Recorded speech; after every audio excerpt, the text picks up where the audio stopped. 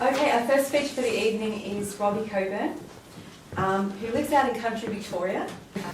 His poetry and criticism has been published in various Australian journals. He's published a collection, Rain Season, which is out at the front. You should definitely buy it. It was published in 2013, as well as several chapbooks and pamphlets. He's one of my favourite new poems right now. He's only 21 years old. Please, I'm going to let him read now. Please welcome Robbie Coburn.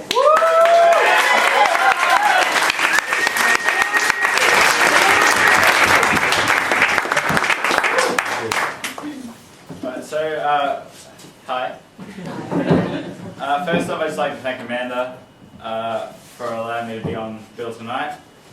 I'm so honoured to be reading beside these fantastic poets, and I'm so honoured to be reading on this historical stage.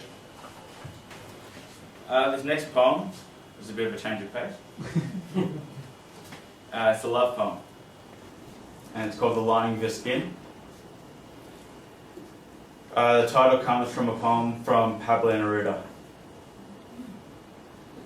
As if you were on fire from within, the moon lives in the lining of your skin. From Pablo Neruda. The lining of your skin. A surge of breath falls back into the wind, your hands poised and preparing dawn.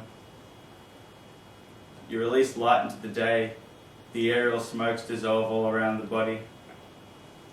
The still flow of grasses below the sky's ceiling follows a greying mist on charcoal paddocks. Through it no images enter my eyes but your figure red in the pool of morning. When I first met you, my flesh marred by decay and the turmoil you loved. The strength of your gaze, innocent in its confusion and chaotic lore, drove me forward. No emptiness allowing abandonment in a future we felt preparing. I continued to return to you, finding your hesitation in mine in the danger of a consuming desire. The panicking wind breaking against your face's memory, and a lull in the truth we felt tracing our breath. These ambitious tides submerging in the basin of the dams, your voice softly rolling along the earth, void of exterior forces, still present in your wild body, standing in defiance of death. The unspeakable ache we share, hands we both wish to fend off in our innocence, fanning the dark night from memory and resting in the finality of your gaze. The drive of dark rain spirals onto the veranda of this distance. Regret at lacerations marked into my skin, the pain fleeing from my flesh, fractures beneath your action and because of you. I am still drawn to the glowing landscape of your dream life, the chaos vanquishing mine and freeing us both. At last staring across the air and seeing a future protruding through memory. We sleep together here, my love of you despite myself. Rebirth as your beauty eases across a scarred mind. The sudden flight of breath, my devotion prolonged in its urgency. A collapse of light pours from your eyes, and I want to live.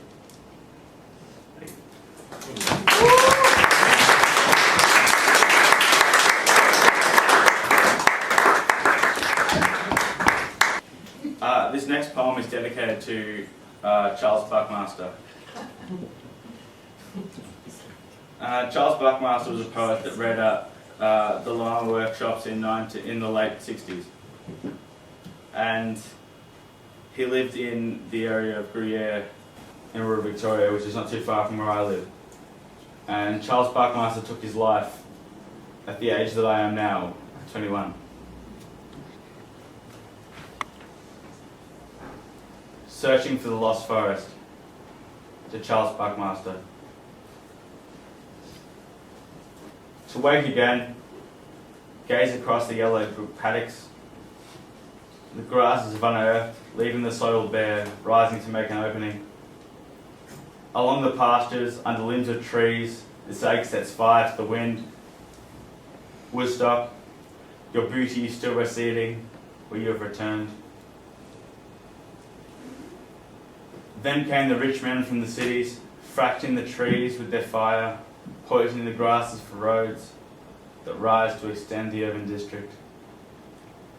The landscape's preparation as the city turns inward. It is awful here.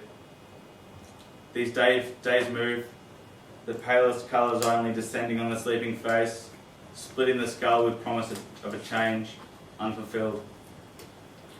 In another kind of emergence, the charred bones of livestock rooted under the burial ground of farmland. A small ark appears, almost enchanted, leading to the forest, a path burnt away, blocked by structures. As dried dirt, clenched in my palm, crumbles, the silence is agonising. Brutal wind pricks the skin.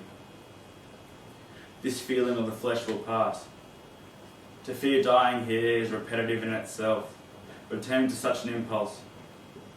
To thought, skin unscathed in the dim light beneath the unmarked trees, are fewer. Spectres that rise, building like apparitions throughout the city, are visible from a division in the mountains. Once inside, all along the forest, the view begins to rot. Too few poems to please a god, write nothing audible at distance. Paddocks too vast at home. Woodstock develops further and the farms erode. Weightless footsteps press into the floor of this pasture. In the decades since, it has become far worse. The small farmers will die in time, even lost livestock. Those that remain, the people leaving for the cities, the neighbouring towns move closer. Still the impulses of breath from the mountains, eyes charting the forest, searching for signs of life that hides depleted behind King Lake's mountains. It is channeled into summers, even these come too soon. All paddocks are to be removed. The men are burning this world, they take everything, leave panic. You come back knowing it waits, inaction in the pulse of blood through the earth, acknowledging the nature of this fear that waits. I must still return, and then, when abandoning this land, leave nothing behind.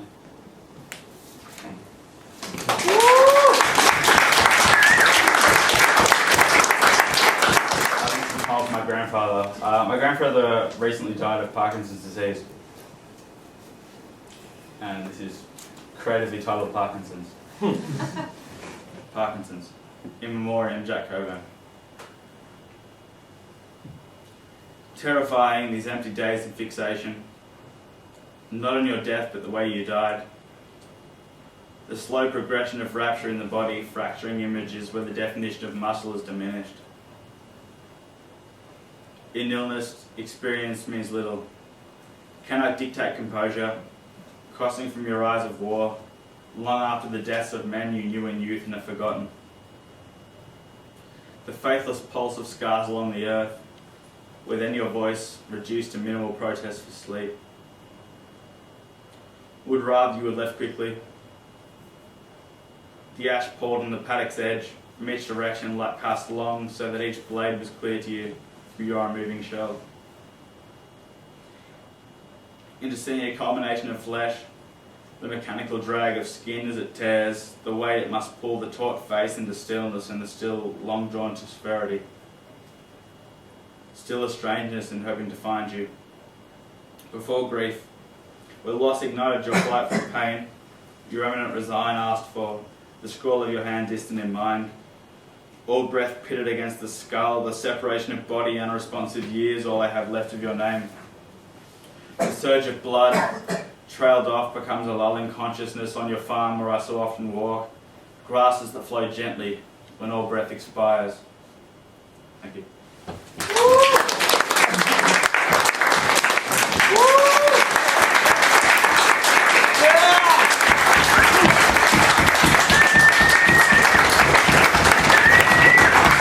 Thanks so much, Robbie. And if you enjoy Robbie's work, he has two books out front. Rain Season, which is $15, and he's got this pamphlet of poems that's only about $2. So